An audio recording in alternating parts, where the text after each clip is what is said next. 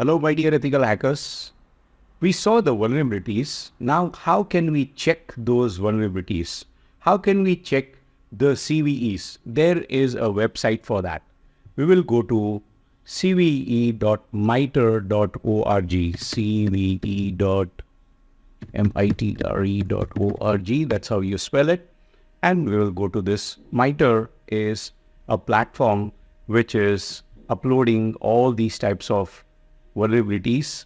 This is maintained and updated on a regular basis. It's an online library, and you can see that all the vulnerabilities repository is available right here. Let me just cross this off and click on search CVE list. There you can see mitre.org. Let's click on search CVE list, and let's say that I want to find weaknesses of whatever you're searching for.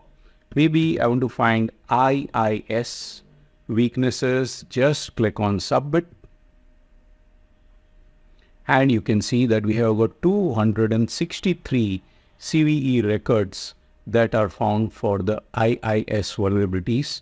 So an unauthorized attacker can gain access to this particular server functionality, and this is the name of that vulnerability. Click on, there are, you can say literally 200 plus vulnerabilities that are listed over here.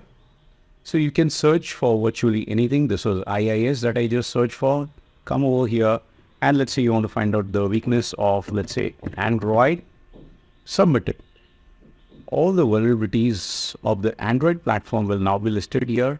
8,656 whoppingly high vulnerabilities are listed over here. So it tells you a description about the vulnerability, and click on this and the link will take you deeper into the insights about this particular vulnerability, where you can read the details, you can use the references, and it may even show you the exploits that have been done. So this repository is an excellent repository.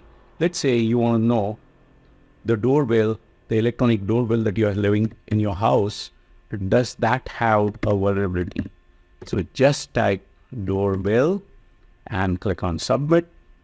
And yes, that doorbell that you're having in your house, if it is this particular version, it does have a vulnerability. And these are the vulnerabilities that are listed over here.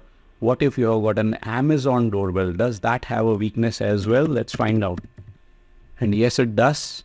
So it mishandles encryption and allows the attackers to obtain audio and video data and insert spoofed video that does not correspond to the actual person at the door.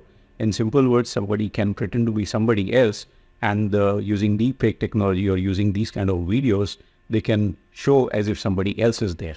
That's a pretty dangerous thing. This is CVE 2019. Obviously, this has been resolved by now. Let's go and search some more. What about that smart TV that you have in your home?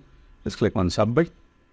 And there your smart TV does have 18 vulnerabilities depending on the versions that you're using. You can put in that exact model number if you want. Your smart watch as well. Check out your Apple Watch if you wish to.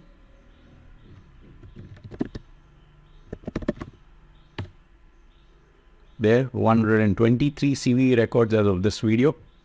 Click on search, and once again search for the weaknesses of that iPad that you're carrying along with you. And you see that the cve.mitre.org is an online library that can show you amazing amounts of vulnerabilities that you can access. You can identify all these weaknesses. So there's a CVE for anything that is connected to the internet. Now I'll show you one more thing. Let's go to cvedetails.com. This is yet another lovely website. Again, remember, these websites are managed by non-profit organizations, and the entire purpose is so that you can stay updated about all the vulnerabilities. You can see that the vulnerabilities are listed date-wise according to the type.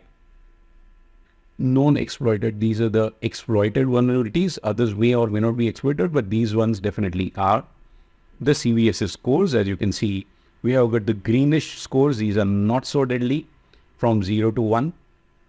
From 1 to 2, we have got this many weaknesses. From 2 to 3, 4 to 5, 6 to 7, 7 to 8, 8 to 9, and 9 plus vulnerabilities. So these are displayed by their scores, the number of vulnerabilities and the score range, the new CVEs that have been updated recently, and vulnerabilities by the type and the year. And you can see the graph is steadily going high. So you can take a look at all the kinds of vulnerabilities that are there. So let's go and search for some vulnerabilities over here. Maybe we can just search for vendors. And here you might want to type Microsoft or Google or Android or whatever.